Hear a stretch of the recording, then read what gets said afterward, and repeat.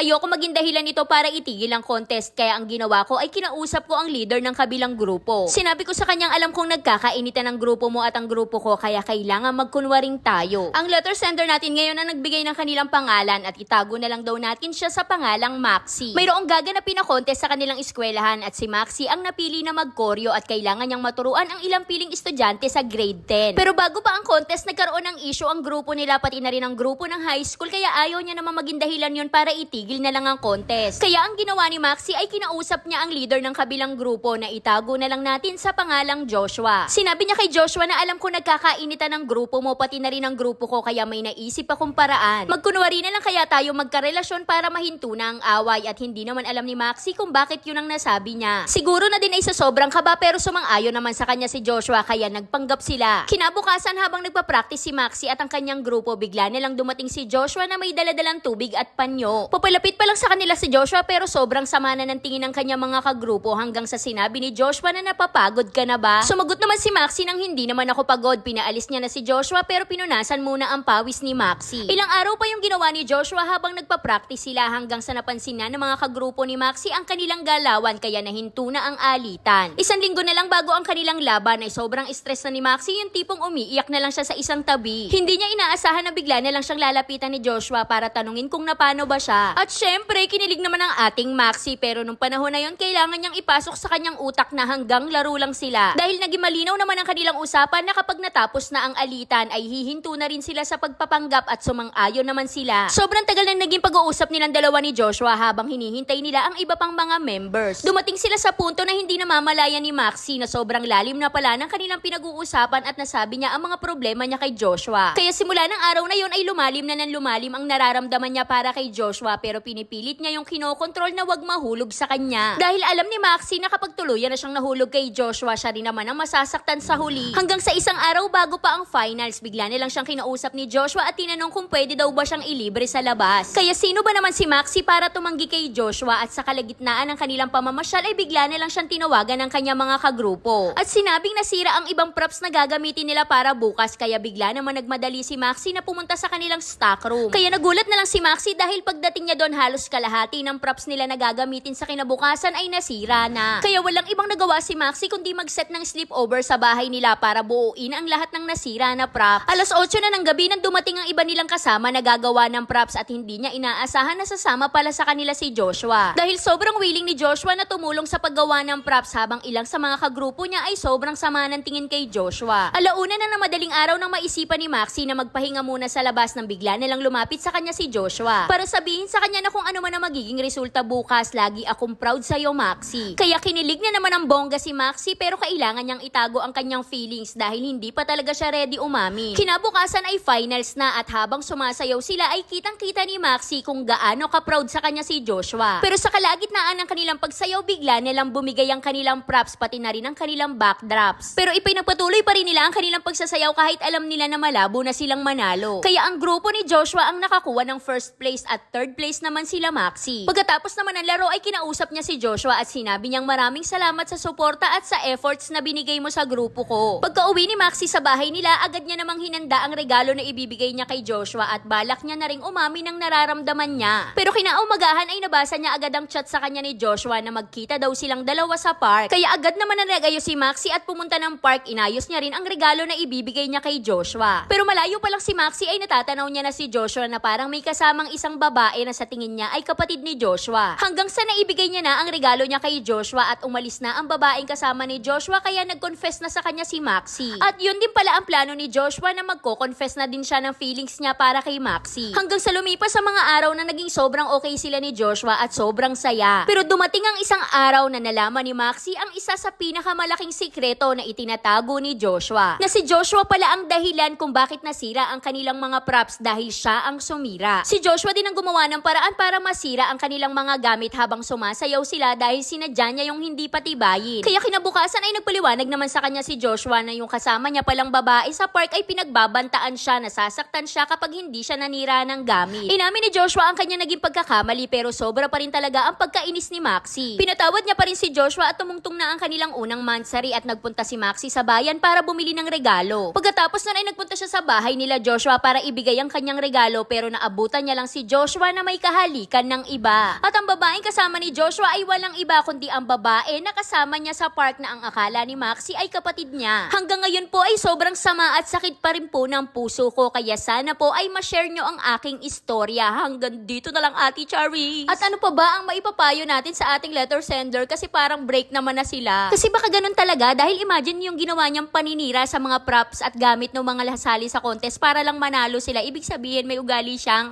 gago. Kasi napaka makasarili ni Joshua, 'di ba? Kung gaano siya kagaling manira ng props, ganun din siya kagaling magpanggap. Para kasing ginamit niya na lang din si Maxi para manalo yung grupo nila. Tapos bandang huli, nasaktan pa yung feelings ni Maxi. Natalo na sila sa contest, natalo pa siya sa pag-ibig. Kaya ang maipapayo ko na lang sa ating letter sender ay mag-aral ka na lang munang mabuti habang wala pa ang tamang tao, kasi darating naman yan sa tamang panahon.